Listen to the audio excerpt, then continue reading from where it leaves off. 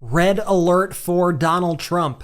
Donald Trump and his campaign are suddenly panicking about early voter data, realizing they were celebrating far too early, and now it is pandemonium at Trump HQ as they are starting to see the election slip away. With every single day, we receive more positive early voting data for Vice President Kamala Harris, and Trump is imploding at rally after rally. My name is Brett Meiselas here with the MeidasTouch Network. Be sure to subscribe and help us get to 3.5 million subscribers so that we could reach as many people as possible. Here's the big story right now from Puck. Inside Mar-a-Lago, Pennsylvania anxiety, Chief of Staff Games, and Czar RFK Jr. The Trump campaign has paused its premature celebration and fallen into sweat mode as early voting numbers indicate more women are turning up than men in must-win Pennsylvania, and operatives are bringing out the briefcases for lawfare. They are going so crazy here, says a source. Let me just read you a little bit of this. We're less than a week away from Election Day,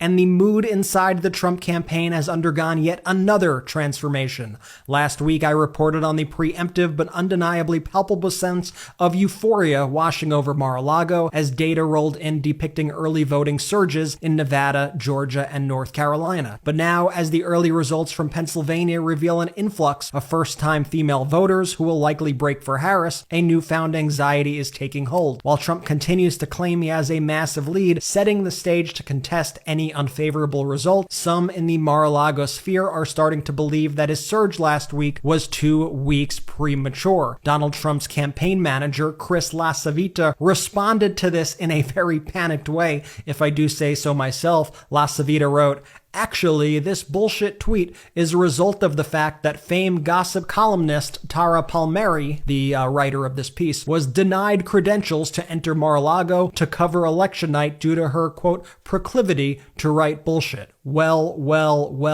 Chris LaCivita certainly seems concerned to me. And here is some of the early voting data in swing states by gender. And this is what is causing the Trump campaign right now to panic. We see in Arizona, women at 52% of the votes, men 46%. In Nevada, women 50%, men 48%. In Pennsylvania, women 56%, men 44%. In Georgia, 56% women, 44% men. In North Carolina, women 55%, men 45%. In Michigan, 55% women, 45% men. And in Wisconsin, 55% women, 45% men. But that's not all. Democratic enthusiasm throughout the country is surging. Not only is it surging, it is higher right now than it was in 2008 when Barack Obama was the nominee. Wow. And it is 10 points higher than the GOP. 77%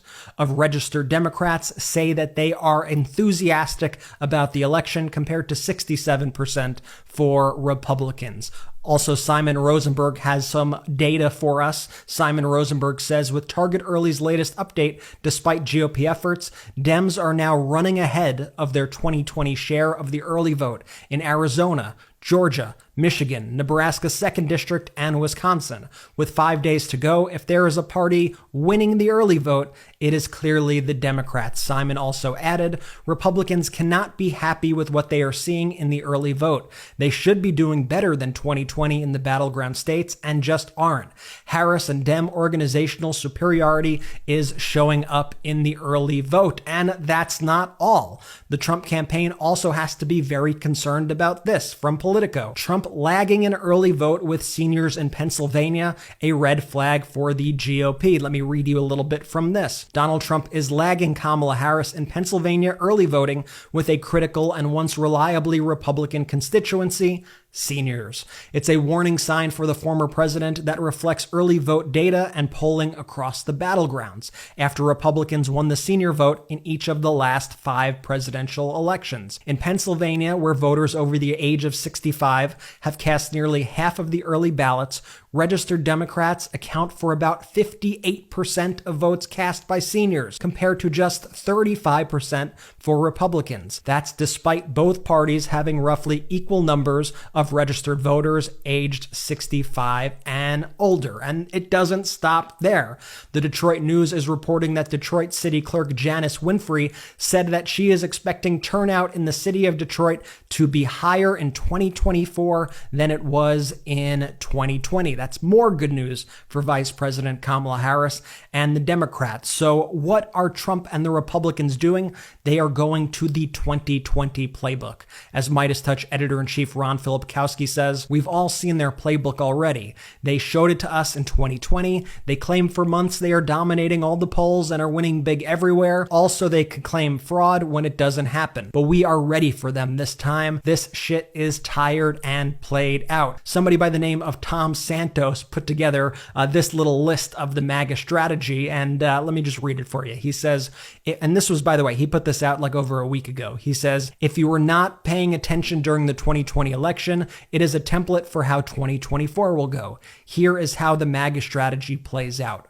1. Flood social media with biased polls paid for by the GOP. 2. Use those polls to claim Trump is winning. 3. Label Trump's opponent as incompetent and downright stupid. 4. Declare victory weeks before the actual election, asserting that a Trump win is, quote, inevitable. 5, and he says this is where we are at right now, begin lying about voter fraud and cheating a couple weeks before the election during early voting. 6. Ramp up voter fraud allegations on election morning without any proof. 7. Lose the election, then claim it was rigged. 8. Launch empty legal challenges and maybe even attack America if all else fails to stop certification. 9. Spend the next 4 years crying about losing. And Tom writes, bookmark it. It is happening again. And like clockwork, that's exactly what is happening right now. Donald Trump is now calling for the prosecution of officials in Pennsylvania, claiming cheating when there is none. Donald Trump writing on his social media app, we caught them cheating big in Pennsylvania, must announce and prosecute now.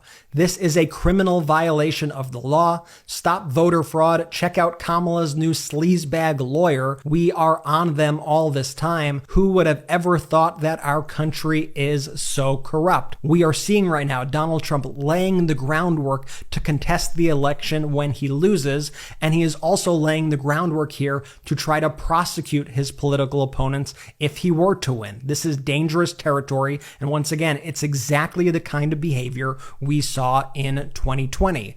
Donald Trump is now defending himself from accurate accusations by Vice President Kamala Harris that he wants to get rid of the Affordable Care Act. Donald Trump is now acting like he's for the Affordable Care Act, like he's for Obamacare. I mean, give me a break. Here's what Donald Trump said. He writes, Lion Kamala is giving a news conference now saying that I want to end the Affordable Care Act. I never mentioned doing that, never even thought about such a thing. She also said I want to end Social Security, likewise never mentioned it or thought of it. She is the one that wants to end Social Security, and she will do it by putting the millions of migrants coming into our country into it. Kamala is a liar. Everything that comes out of her mouth is a lie. It's made up fiction, and she's doing it because she's losing and losing big. More projection from Donald Trump. And you got to remember, as president, Trump fought to repeal the Affordable Care Act via legislation, undo regulations via executive action, and get rid of it via the Supreme Court. Last month, he called the Affordable Care Act lousy and said we are going to replace it. And he continues to criticize it to this day. And you could even just look at Donald Trump's website literally right now. He has this section which says healthcare reform to make America great again. And when you read it, what does it say? But none of these positive reforms can be accomplished without Obamacare repeal. On day one of the Trump administration, we will ask Congress to immediately deliver a full repeal of Obamacare. Oh, and by the way, if that wasn't enough, here's a picture of Trump and his MAGA loyalists while Trump was in the White House, laughing and having a good old time after they passed a bill to repeal Obamacare in 2017. We are lucky that that went nowhere thanks to John McCain's famous thumbs down, his no vote. And other Republicans aren't trying to hide the fact that they want to kill Obamacare. We saw Mike Johnson in a leaked video speak about wanting to take a blowtorch to Obamacare and a blowtorch to all these government programs that people rely upon and these regulations that keep Americans healthy and safe. Senator Mike Lee, a Republican, responded to that, writing, "Kill Obamacare now." I don't think that really is up for interpretation as to what they want to do. And Donald Trump couldn't even help himself just a few hours after sending those posts. Donald Trump at one of his rallies yesterday said that the Affordable Care Act stinks and is not good, hinting at his plan to rip away health care from tens of millions of Americans. She says, I want to end Obamacare, affordable health, okay? No, I never said that. I fixed it. I made it good, but it still stinks, okay? If we got something better, I would do it. If it was less expensive, it's too expensive and it's not a very good form of health care. Trump then announced at his rally that he wants to put vaccine denier RFK Jr. in charge of women's health. Robert F. Kennedy Jr. we have. And he's going to work on health and women's health and all of the different reasons, because we're not really a wealthy or a healthy country. And just to give you a little bit more information on RFK and this idea of Donald Trump putting RFK in charge of women's health, RFK Jr.'s ex-wife committed suicide after she found his diary, where he chronicled in explicit details his affairs with 37 different women. So this is who Donald Trump is viewing as an expert on women's health. Also, RFK Jr. has said during his failed presidential run that he would sign a national abortion ban into law. This kook is who Donald Trump wants to put in charge of your health, of women's health in America. It's one of the most dangerous things that I feel like not enough people are even speaking about. Vice President Kamala Harris responded to this on social media, simply writing, "No," with a heart next to it. Speaking of RFK Jr., he posted this image yesterday. It's him and Donald Trump and J.D. Vance and Elon Musk wearing cowboy hats, and it says Thug Life on it. As Midas Touch editor-in-chief Ron Filipkowski wrote, "I don't want these weirdos in charge of nearly every aspect of our lives." Trump wants to put the guy who posted this in charge of public health and the food supply. And as Donald Trump continues to panic, he is doing the most desperate moves imaginable. Donald Trump filed this bizarre $10 billion suit, yeah, that's billion with a B, against CBS because they didn't air the raw footage of Vice President Kamala Harris's interview, the interview on 60 Minutes that Donald Trump refused to participate in after initially agreeing to it. And if you read this lawsuit, it is one of the single most deranged lawsuits you will ever read in your life. They are just very hateful towards Kamala Harris. It is just written in the most bizarre way imaginable. Basically, Donald Trump just wants a headline. But this is a sign of what Donald Trump wants to do if he were to become president. He wants to go after any of his opposition. He wants to go after any news networks who cover him critically. Donald Trump at his rally yesterday was also saying that both, not only CBS, but CBS and ABC should both lose their licenses to be on TV. So we sued them today, and I think CBS should lose its license, but I think ABC should lose its license also because of what they've done. We'll see. It's a hard one for them to explain. Well, Trump also said that he wants to sue the Kamala Harris campaign for pointing out accurately that over 140 of his own staffers are behind Project 2025. She talks about Project 2025 all the time. I have nothing to do with it. I've said it every way possible. I even said to a very good lawyer, am I allowed to sue them for continuously? We put it in writing. We said to... And now Donald Trump draining support from the Latino community after those remarks were made at his rally in Madison Square Garden. Trump flew to New Mexico, a state that he has no chance of winning, and he admitted to the crowd that he is only there to try to help his credentials with the Hispanic or Latino community, just admitting that he is there to pander. Watch. So I'm here for one simple reason. I like you very much, and it's good for my credentials with the Hispanic or Latino community. That reminds me of the time Trump was in Wisconsin and said point blank, I don't care about you, I just want your vote. Donald Trump was then spreading election disinformation at that rally in New Mexico, saying that they won it twice, even though Donald Trump lost New Mexico by about 8 percentage points in 2016 and lost it by about 11 percentage points in 2020. Just so much lying here. We almost won it twice. And let me tell you, I believe we won it twice, okay? You want to know the truth. And if you thought the Trump meltdown ended there, well, think again. Trump was on a social media app lashing out against Mark Cuban, who has been out there being a very effective surrogate for Vice President Kamala Harris. Donald Trump writing, Mark Cuban, a really dumb guy who thinks he's hot stuff and he's absolutely nothing, is now out there saying that I don't surround myself with strong women. Actually, he is very wrong. I surround myself with the strongest of women, with the understanding that all women are great, whether strong or not strong. This guy is such a fool. He's constantly on television being critical, blah, blah, blah, blah, blah. I mean, he goes on and on and on. And speaking of the women that Donald Trump surrounds himself with, Lara Trump was on Fox yesterday saying that the left was being driven crazy, so crazy by Donald Trump driving in a garbage truck and wearing a garbage truck driver's uniform. And she said it was amazing and that the American people, they actually want a lot more of this, not less of it. And I think it's really amazing to see how outraged they were with Donald Trump in a garbage truck driving to a rally in Wisconsin. People absolutely love this, and it's driving them crazy on the left, and they want more of that, not less. That's the head of the Republican Party for you. Tim Walz was very funny yesterday and very effective. He was in Bucks County, Pennsylvania, and he was speaking about Donald Trump nearly falling while he was trying to get into that garbage truck. Watch this. Now look, this dude's nearly 80 years old. He damn near killed himself getting into a garbage truck.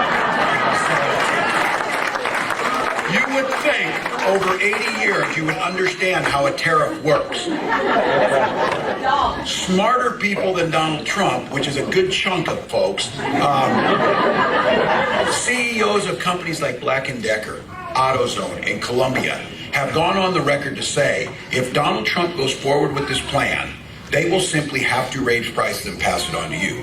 Donald Trump saying China will pay for those tariffs the same way Mexico paid for the wall. It's not going to happen. By the way, now you have Trump and his supporters trying to own the libs. Their whole campaign is, how could we own the libs no matter how ridiculous they looked? And because Joe Biden called the speaker at Donald Trump's event who called Puerto Rico trash because Joe Biden called him trash, they are saying that Joe Biden says that all MAGA supporters are trash. And Joe Biden now literally has Trump supporters walking around wearing garbage bags. I mean, this is what we have come to at this point. I guess it's better than them wearing diapers, or maybe they have the diapers underneath the garbage bags. I don't know, but just whatever, keep being weird. It just turns off the American people anytime they do these stunts, and it's just so utterly bizarre. Tim Walz also remarked on the comments that Donald Trump made, saying, I'm going to do it whether the women are gonna like it or not. Those creepy comments made by Donald Trump the other night. Listen to what Tim Walz had to say. Those women you're thinking about right now have fewer rights than their mothers or their grandmothers have. That's what he did. Now, 20 states have the Trump abortion ban. Last night, Donald Trump said that if you're a woman, he'll be your protector. And he also said this.